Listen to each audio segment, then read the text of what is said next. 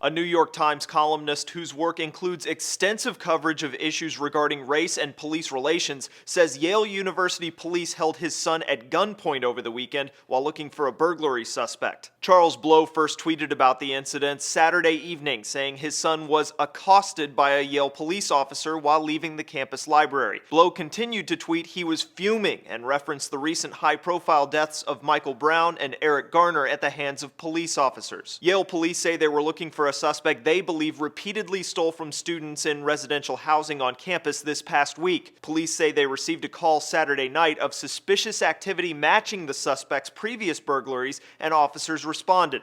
Blow says an officer began following his son. The officer drew his gun and ordered the young man to the ground. Blow's son was not hurt or arrested, and the man police believe is the suspect they were looking for was found elsewhere on campus. The New Haven Independent noted what it called a prompt and unusually detailed press release issued by Yale later that night. Without mention of a firearm drawn, it said a Yale college student who closely matched the description of the suspect was briefly detained and released by Yale police. Yale Daily News says a university spokesperson wouldn't comment on whether a firearm was used, though the college dean said he didn't deny Blow's son was stopped at gunpoint. With the university not surprisingly releasing only a finite amount of details beyond the press release, that leaves Blow by default leading the conversation on the incident. Blow wrote in a column the New York Times published Monday morning he and his son have no problem getting stopped if he matches a suspect description, but the method of the stop was what disturbed them. Why was a gun drawn first? Why not ask for ID first?